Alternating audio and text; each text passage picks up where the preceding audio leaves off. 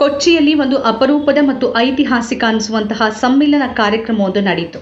ಸುಳ್ಳು ಭಯೋತ್ಪಾದನೆ ಮೊಕದ್ದಮೆಗಳನ್ನು ಎದುರಿಸಿ ಖುಲಾಸೆಯಾದವರು, ಗುಂಪು ಹಲ್ಲೆ ಬಲಿಪಶುಗಳ ಕುಟುಂಬಗಳು, ವಿಚಾರಣಾಧೀನ ಕೈದಿಗಳಾಗಿ ಜೈಲಿನಲ್ಲಿರೋರ ಸಂಬಂಧಿಗಳು, ವಕೀಲರು, ಪತ್ರಕರ್ತರು ಮತ್ತು ವಿದ್ವಾಂಸರು ಒಂದು ಕಡೆ ಸೇರಿದ ಸಮ್ಮೇಳನ ಅದಾಗಿತ್ತು. ಭಯೋತ್ಪಾದನೆಯ ವಿರುದ್ಧ ಯುದ್ಧದ ಹೆಸರಲ್ಲಿ 25 ವರ್ಷಗಳಿಂದ ಹೇಗೆ ಭಾರತದಲ್ಲಿ ಮುಸ್ಲಿಮರು ಮತ್ತು ಇತರ ಅಂಚಿನಲ್ಲಿರುವ ಸಮುದಾಯಗಳ ಮೇಲೆ ಕ್ರೌರ್ಯ ತೋರಿಸಿವೆ ಅನ್ನೋದನ್ನ ಸಮ್ಮೇಳನ ಬಿಂಬಿಸಿತು. ಸಮ್ಮೇಳನದಲ್ಲಿ ಈ ಎಲ್ಲ ನೊಂದ ಜನ ತಮ್ಮ ನೋವಿನ ಕಥೆಗಳನ್ನ ನೆನಪು ಮಾಡಿಕೊಂಡ್ರು, ಹಂಚಿಕೊಂಡ್ರು. ಅವರೆಲ್ಲ ತಪ್ಪಾದ ಮೊಕದ್ದಮೆಗಳಲ್ಲಿ ಸಿಲುಕಿದ್ರು, ತಮ್ಮದಲ್ಲದ ತಪ್ಪಿಗೆ ಜೈಲನ್ನ ಕಂಡವರಾಗಿದ್ರು. ಪೊಲೀಸ್ ವಿಚಾರಣೆ, ಕಸ್ಟಡಿ ಹಿಂಸೆ, ಮಾಧ್ಯಮಗಳಲ್ಲಿನ ನಿತ್ಯದ ಅವಹೇಳನ, ನ್ಯಾಯಕ್ಕಾಗಿ ದೀರ್ಘ ಕಾಯುವಿಕೆಯ ಜೀವಂತ ವಾಸ್ತವಗಳನ್ನ ಅವರೆಲ್ಲ ತಮ್ಮ ಕಥೆಗಳ ಮೂಲಕ ತೆರೆದಿಟ್ರು. 9/11 ನಂತರ ಜಾಗತಿಕ ಭಯೋತ್ಪಾದನೆ ವಿರುದ್ಧದ ಯುದ್ಧ ಪ್ರಾರಂಭವಾದ 25 ವರ್ಷಗಳನ್ನ ಸ್ಮರಿಸಲು ಕೊಚ್ಚಿಯಲ್ಲಿ ಸಾಲಿಡಾರಿಟಿ ಯೂತ್ ಮೂವ್ಮೆಂಟ್ ಕೇರಳ ಈ ಸಮ್ಮೇಳನವನ್ನ ಆಯೋಜನೆ ಮಾಡಿತ್ತು. ಸಮ್ಮೇಳನಕ್ಕಿಂತ ಹೆಚ್ಚಾಗಿ ಅದು ತಮ್ಮದಲ್ಲದ ತಪ್ಪಿಗೆ ಭಯೋತ್ಪಾದಕ ಹಣೆಪಟ್ಟಿಗೆ ಒಳಗಾದವರ,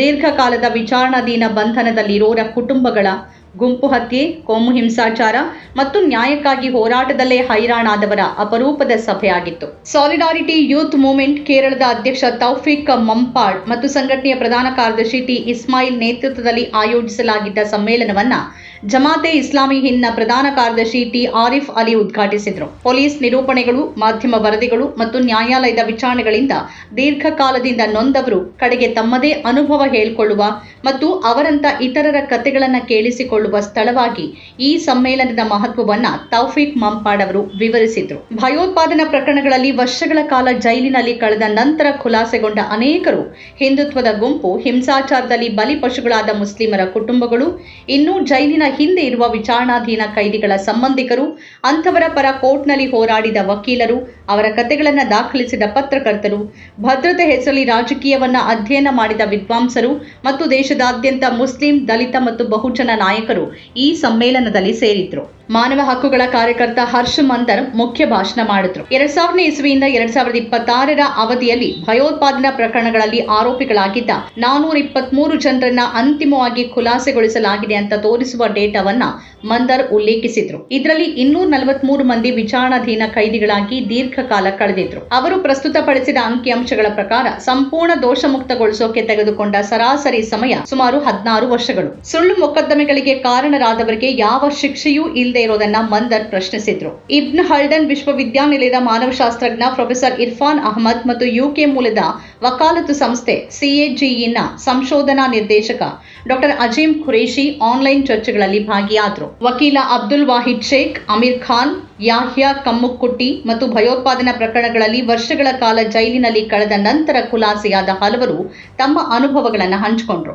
ಅವರು ಜೈಲಿನಲ್ಲಿ ಕಳೆದು ಹೋದ ವರ್ಷಗಳು, ಕಸ್ಟಡಿಯಲ್ಲಿನ ಹಿಂಸೆ, ದೀರ್ಘಕಾಲದ ವಿಚಾರಣೆಗಳು ಮತ್ತು ಖುಲಾಸೆಯಾದ ನಂತರ ತಮ್ಮ ಜೀವನವನ್ನ ಮತ್ತೆ ಕಟ್ಕೊಳ್ಳೋಕೆ ನಡೆಸಿದ ಹೋರಾಟದ ಬಗ್ಗೆ ಮಾತಾಡಿದ್ರು. ಪಣಾಯಿಕುಲಂ ಪ್ರಕರಣದಲ್ಲಿ ವರ್ಷಗಳ ಕಾಲ ವಿಚಾರಣೆ ನಂತರ ಖುಲಾಸೆಗೊಂಡ ರಜೀಕ್ ರಹೀಂ ಅವರು ತಮ್ಮ ಜೈಲು ಶಿಕ್ಷೆ ಹೊತ್ತಲ್ಲಿ ಹೇಗೆ ಪತ್ರಿಕೆಗಳು ತನ್ನ ಬಂಧನವನ್ನ ವರದಿ ಮಾಡಿದ್ವು ಅನ್ನೋದನ್ನು ಕೂಡ ವಿವರಿಸಿದ್ರು. ತನಿಖೆಯ ಸಮಯದಲ್ಲಿ ಮಾಧ್ಯಮ ನಿರೂಪಣೆಗಳು ತಮ್ಮನ್ನ ಹೇಗೆ ಕೆಟ್ಟದಾಗಿ ಚಿತ್ರಿಸಿದ್ವು ಅನ್ನೋದನ್ನ ವಿಶ್ಲೇಷಿಸಿದ್ರು. ಮಾಧ್ಯಮ ಇವತ್ತು ಹೇಗೆ ಒಂದು ಸಮುದಾಯವನ್ನ ಪೂರ್ವಾಗ್ರಹ ಪೀಡಿತ ಕಣ್ಣಿಂದ ನೋಡತ್ತೆ ಅನ್ನೋದಕ್ಕೆ ಅವರ ಮಾತುಗಳಲ್ಲಿ ಸಾಕ್ಷಿ ಇತ್ತು. ಸ್ವತಂತ್ರ ಸಂಶೋಧಕ ಮತ್ತು ಪತ್ರಕರ್ತ ಬಾಬುರಾಜ್ ಭಗವತಿ, ಜಮಾತೆ ಇಸ್ಲಾಮಿ ಕೇರಳ ಕಾರ್ಯದರ್ಶಿ ಟಿ ಮೊಹಮ್ಮದ್ ವೇಲಂ, ಬರಹಗಾರ ಲದೀದಾ ಸಖಾಲೂನ್ ಮತ್ತು ಮೀಡಿಯಾ ಒನ್ ಅಕಾಡೆಮಿಯ ಪ್ರಾಂಶುಪಾಲ ಡಾಕ್ಟರ್ ಸಾದಿಕ್ PK ಅವರು ಸಮಕಾಲೀನ ಸಾಮಾಜಿಕ ರಾಜಕೀಯ ಜೀವನದಲ್ಲಿ ಭಯೋತ್ಪಾದನೆ ಮೇಲಿನ ಯುದ್ಧದ ನಂತರದ ಜೀವನದ ಬಗ್ಗೆ ಮಾತಾಡಿದ್ರು. ಜೈಲಿನಲ್ಲಿರುವ ಖೈದಿಗಳು ಮತ್ತು ಅವರ ಕುಟುಂಬಗಳೊಂದಿಗೆ ವ್ಯಾಪಕವಾಗಿ ಕೆಲಸ ಮಾಡಿದ ಸಾಮಾಜಿಕ ಕಾರ್ಯಕರ್ತ ಸಾದಿಕ್ ಒಲೀಲ್, ಬಂಧನ ಮತ್ತು ವಿಚಾರಣೆಗಳ ನಂತರವೂ ಅನುಮಾನ ಮತ್ತು ಅಪರಾಧೀಕರಣ ಹೇಗೆ ಮುಂದುವರಿಯುತ್ತೆ ಅನ್ನೋದನ್ನ ವಿವರಿಸಿದ್ರು. APCRನ ನಾಗರಿಕ ಹಕ್ಕುಗಳ ಕಾರ್ಯಕರ್ತ ನದೀಮ್ ಖಾನ್ ಅವರು ಪ್ರಜಾಪ್ರಭುತ್ವದ ಭಿನ್ನಾಭಿಪ್ರಾಯವನ್ನ ಪೊಲೀಸ್ ಮಾಡೋದ್ರ ಬಗ್ಗೆ ಮತ್ತು ಮುಸ್ಲಿಂ, ದಲಿತ ಮತ್ತು ಆದಿವಾಸಿ ಹೋರಾಟಗಳನ್ನ ಅಪರಾಧೀಕರಿಸುವ ಬಗ್ಗೆ ಚರ್ಚಿಸಿದ್ರು. ದಲಿತ ಪಾಂಥರ್ಸ್ ಕೇರಳದ ಅಧ್ಯಕ್ಷ K ಅಂಬುಜಾಕ್ಷನ್, ಬರಹಗಾರ ಮತ್ತು ಕಾರ್ಯಕರ್ತ ಸುದೇಶ್ ಎಂ ರಘು ಮತ್ತು ಕಾರ್ಯಕರ್ತ ಅಲನ್ ಸುಹೈಬ್ ಅವರು ದಲಿತ, ಆದಿವಾಸಿ ಮತ್ತು ಪ್ರಜಾಪ್ರಭುತ್ವ ಚಳುವಳಿಗಳಿಗೂ ಭಯೋತ್ಪಾದನೆ ವಿರುದ್ಧದ ಯುದ್ಧ ಮಾದರಿ ವಿಸ್ತರಣೆ ಆಗ್ತಿರೋದ್ರ ಬಗ್ಗೆ ಗಮನ ಸೆಳೆದ್ರು. ಮಕ್ತೂಬ್ ಉಪಸಂಪಾದಕ ಶಾಹೀನ್ ಅಬ್ದುಲ್ಲಾ ಅವರು CAA ವಿರೋಧಿ ಪ್ರತಿಭಟನೆಗಳು ಮತ್ತು ದೆಹಲಿ ಹತ್ಯಾಕಾಂಡದ ಬಗ್ಗೆ ಮಾತಾಡಿದ್ರು. ಮಾಧ್ಯಮ ನಿರೂಪಣೆಗಳು, ತಪ್ಪು ಮಾಹಿತಿ ಮತ್ತು ರಾಷ್ಟ್ರೀಯ ಭದ್ರತೆಯ ಭಾಷೆ ಪ್ರಜಾಪ್ರಭುತ್ವದ ಭಿನ್ನಾಭಿಪ್ರಾಯವನ್ನ ಭದ್ರತಾ ಬೆದರಿಕೆಯಾಗಿ ಹೇಗೆ ಬಿಂಬಿಸಿತು ಮತ್ತು ಸಿಎಎ ವಿರೋಧಿ ಚಳುವಳಿಯನ್ನ ಹೇಗೆ ಅಪರಾಧೀಕರಿಸಲಾಯಿತು ಅನ್ನೋದನ್ನ ಅವರು ವಿಶ್ಲೇಷಿಸಿದ್ರು. ಪ್ರಶಸ್ತಿ ವಿಜೇತ ಫ್ರೀಲಾನ್ಸ್ ಪತ್ರಕರ್ತೆ ಗ್ರೀಷ್ಮಾ ಕುಥಾರ್, ಪತ್ರಕರ್ತೆ ಮತ್ತು ಸಾಕ್ಷ್ಯಚಿತ್ರ ನಿರ್ಮಾಪಕಿ ಎಂ ಜಿಶಾ, ಮಕ್ತೂಬ್ ಸಂಪಾದಕಿ ಅಸ್ಲಾ ವಡಾಕರ, ಬರಹಗಾರ ಸುದೇಶ್ ಎಂ ರಘು, ಸಂಶೋಧಕ ವಾಹಿದ್ ಚುಲ್ಲಿಪ್ಪರ ಮತ್ತು ಇತರರು ಭಯೋತ್ಪಾದಕ ನಿರೂಪಣೆಗಳನ್ನು ಸೃಷ್ಟಿ ಮಾಡುವಲ್ಲಿ ಮಾಧ್ಯಮದ ಪಾತ್ರದ ಬಗ್ಗೆ ಹೇಳಿದ್ರು. ಗುಂಪು ಹಿಂಸಾಚಾರದಲ್ಲಿ ಸಾವನ್ನಪ್ಪಿದ ಪ್ರೀತಿ ಪಾತ್ರದ ಕುಟುಂಬಗಳು ಸಮ್ಮೇಳನದಲ್ಲಿ ಸೇರಿದ್ವು. ಹರಿಯಾಣದಲ್ಲಿ ರೈಲಿನಲ್ಲಿ ಗುಂಪು ಗಲಭೆಯಿಂದ ಹತ್ಯೆಯಾದ ಹಫೀಜ್ ಜುನೈರ್ ಖಾನ್ ಅವರ ತಾಯಿ ಮತ್ತು ಸಹೋದರರಾದ ಸಾಯಿರಾ ಮತ್ತು ಖಾಸಿಂ, ಮಂಗಳೂರಿನಲ್ಲಿ ಗುಂಪು ಗಲಭೆಯಿಂದ ಸಾವನ್ನಪ್ಪಿದ ಅಶ್ರಫ್ ಕುಟುಂಬ, ಬಾಂಗ್ಲಾದೇಶಿ ಮುಸ್ಲಿಂ ಅಂತ ಹಣೆಪಟ್ಟಿ ಕಟ್ಟಿ ವಲಯಾರ್ ಬಳಿ ಥಳಿಸಿಕೊಳ್ಳಲಾದ ರಾಮ್ ನಾರಾಯಣ್ ಬಘೇಲ್ ಮತ್ತು ಕೇರಳದಲ್ಲಿ ಹತ್ಯೆಯಾದ ಕೋಡಿಂಚಿ ಫೈಸಲ್ ಅವರ ಕುಟುಂಬಗಳು ಸೇರಿದ್ವು. ಅವರು ತಮಗಾದ ನಷ್ಟ ಎಂಥದ್ದು ಅನ್ನೋದನ್ನ ಮಾತ್ರವಲ್ಲದೆ ನ್ಯಾಯಕ್ಕಾಗಿ ನಿರಂತರ ಹೋರಾಡ್ತಿರುವ ಸ್ಥಿತಿಯನ್ನೂ ಹೇಳ್ಕೊಂಡ್ರು.